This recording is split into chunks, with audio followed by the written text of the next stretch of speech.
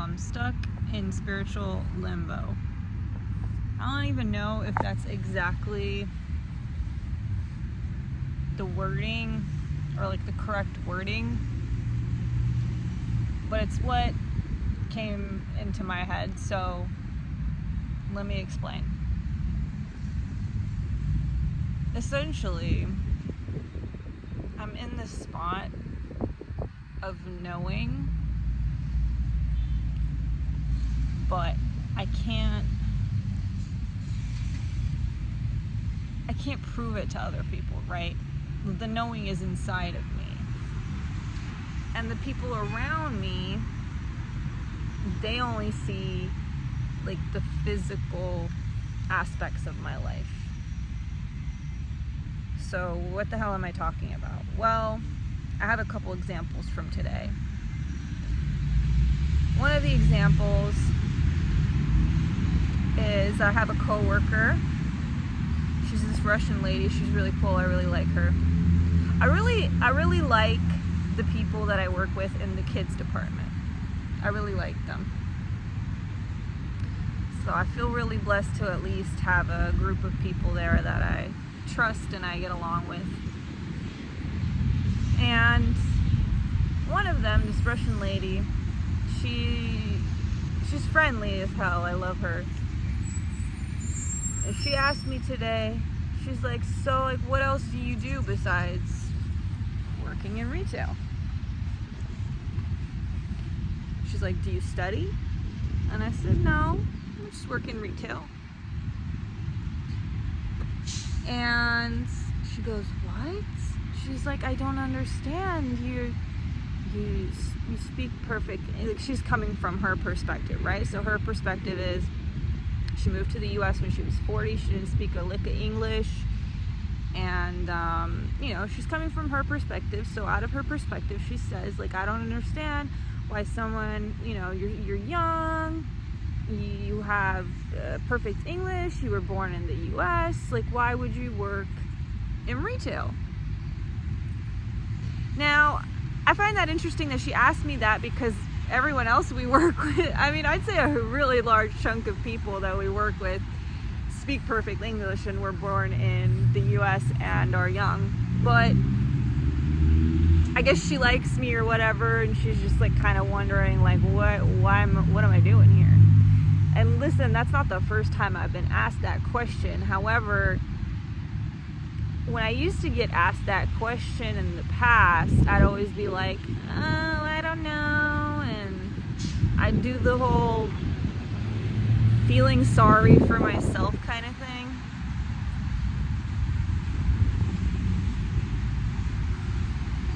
And kind of just like not having any self-confidence in my answer. And almost being like, oh, I don't know, I'm just like so unlucky, like those aren't the exact words I use, but it's like kind of where I was going for, right? I was like, oh, I'm just so unlucky, just like nothing I did ever worked out, and that's why I'm just here in retail right now, because I don't actually want to be though. And she asked me, and I said, oh, well, no, I've done plenty of things. I was like, I used to model, I used to DJ, I did a lot of things. I said, I'm an artist, I do art. She goes, oh, okay, I understand now. Obviously, probably in her head, she's like, oh, I understand why you're broke. Especially, all my love to Russian people and whatever, but it's the same kind of culture that I grew up with being Hungarian. It's like, that's not a real job, right? To them. And so she's probably like, oh, okay, I get it. I get why you have to work in retail. And I was like, yeah, but like I took a break from it during the pandemic, which is true. It's just like a convenient excuse that you can kind of just say that and people will understand, right? I'm like, if the pandemic excuse wasn't there, I don't know what I would say. But a lot of people, because they lost their jobs and whatever, it's like easy to just be like, oh yeah, during the pandemic, I didn't have anything and I'm still trying to get it back together, whatever. all that to say, it's like, I was like, I'm working on stuff. I showed her my nails. I was like, I make these and I sell them. Now, I haven't sold any. I have had the store up for months. And I have it going through Pinterest. But yesterday, finally, I set up a campaign through Pinterest, which is like a paid campaign. It's what I've been wanting to do, but I just haven't had the budget. But finally I have some income and I'm going to invest in advertising, because I don't really find too much joy in like posting every day. I do with videos and like me talking, but I find the joy in making the nails. And if I sold them to people, but the actual process of like taking photos, that's fine too. But like the posting every day of the photos, it's kind of a chore to me, and it's not something I really enjoy. So I just told her those things, and it's so weird because I kind of just want to be like, yeah, chill, like don't worry, I'll be okay, like things are working out for me, like I got it going on, right? Like you might not see it, but it's like I never been so confident that I got it going on. And it's like I have no backup plan, and I have no plan period, and I don't really have anything to say to this person about my plans. So that's one example. The other example that also happened today was my other coworker that I like. She seems a little different in a good way. I like people who are different. She's kind of an anxious mess, but listen, I've been there. I can empathize. And I told her what happened yesterday at work, how like this girl like yelled at me. Well, not girl. She's like a grown-ass woman. She's like old ass lady, more like it. But I told her about it because I don't know, I just had this intuitive feeling that she would. It's so strange. I had this intuitive feeling that I should tell her. I'm not really one to like yap it up about this kind of stuff at work. And for some reason, intuitively, I was like, I'm gonna tell my coworker. And I tell her, not the Russian lady, but another lady. And immediately, before I even told her what happened or the name of the person or anything, she already knew. She was like, oh, I already know what you're gonna tell me. And I was like, for real? She's like, yep. She's like, that chick, the same chick harassed her when she was new, and it went on for a really long time, and blah, blah, blah, blah. And she starts being like, I really just want to protect you. I just want you to be okay. I don't want you to go through what I did. And she's very sweet, but very anxious energy. And after she had told me everything about how like this woman's like miserable and she does this to a lot of people and it's like an ongoing issue with her and she's had so many warnings and people hate her and blah, blah, blah. It honestly, it was like a huge relief, because I was like thinking, maybe this altercation was just very personal and I had really brought it on myself, and that it was out of the blue, right? But it was out of the blue in the sense that I did bring it on myself, but it's not like out of the norm for this lady to be this way towards people, to be extremely rude and condescending and blah, blah, blah. And I don't know, it just brought so much relief, like instant relief, and I just felt amazing. I felt instantly amazing. I even thanked my coworker. I was like, thank you so much for sharing this with me, because I feel so empowered now and just relieved, because I know that, this person is just like a miserable person, and that, all I can do is just like kind of laugh about it. And I'm already like, oh, she'll never do this to me again. Like, she will never. And because, my coworker's like, oh, if she starts harassing you regularly, like, you need to tell your manager. I was like, nah. I was like, don't worry about me.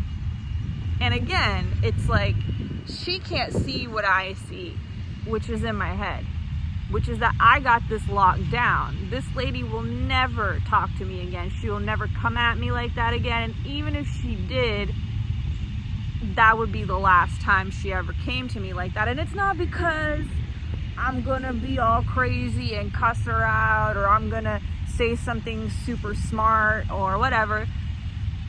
It's just that my energy has completely shifted. Now, yesterday this altercation caught me off guard, so my energy was really low, and I was able to like kind of feel attacked, right? But it's like, I've already decided I cannot be attacked again. I've already decided I will not react that way. I've already decided this will never happen again. I already know that I don't care about this. And so the rest of the day, I was chatting with her, and she's telling me about all these people she has problems with. Not like beefing, but like she's an anxious weirdo. She's an easy target. And again, I can empathize. I've been that anxious weirdo. I've been an easy target, because you just get so in your head and people can sense it, and then you're just a victim. You're just a target. And I can tell, because there's nothing wrong with this girl besides, again, she's just anxious. She's not really like going out of her way to like do anything to people. And she starts kind of like warning me, and she's like, oh, there's this someone else, and like, just be careful, and la la la. And I was like, it's just work. None of this matters to me. I just show up, I do my job. I was like, I just don't give a shit like that. It's not that serious. And she goes, yeah, but it's so hard not to give a shit.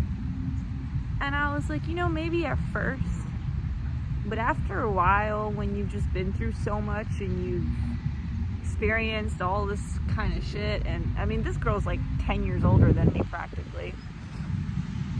I think like 8 years maybe, or something like that.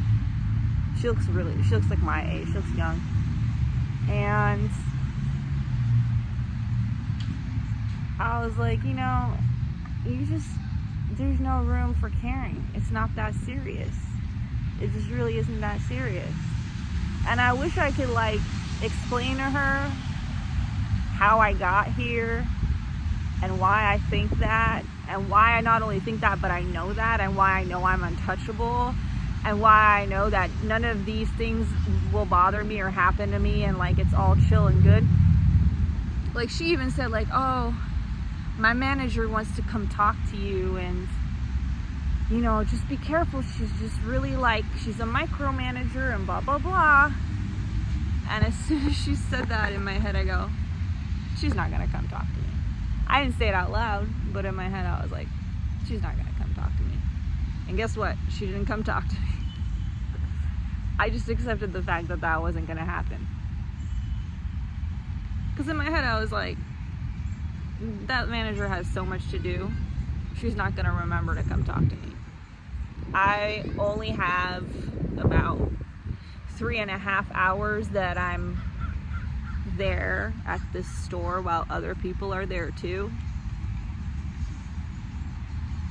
I got 5 hours before the store opens, then I go take an hour lunch. I take my 20-minute paid break right after my lunch.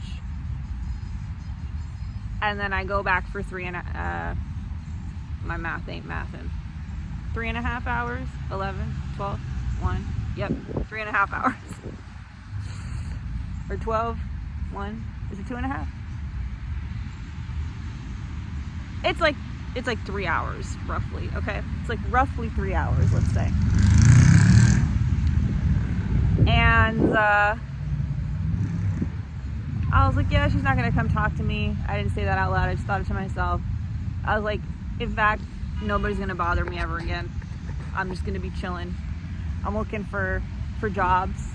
Ideally, I'm gonna get out of retail and do some art, get back into modeling, get back into music and DJing, just make my nail art, just be my weird, genuine self, just express myself, do the shit.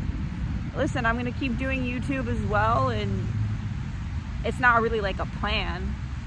Nothing's really a plan. I'm just doing YouTube because I love it, and I wanted to be doing it just out of the love of it for a while. And I enjoy just putting my thoughts out there and talking about this kind of shit, because there's just nobody to really talk to about it. But it's just like a weird state to be in. It's a weird place to be in, to be like, I know something you guys don't know. And it's that I'm already rich. I'm already living my dream life. I'm already living my driving my dream car. I'm already doing my dream job. You just don't see it yet. And listen, I'm not in the business of making myself seem any more crazy than people might already perceive me to be. So I'm not gonna start being like, oh, well, I'm actually a millionaire and because listen, I gotta take into consideration other people's beliefs and experiences, right? Let's just keep it chill. And that's that.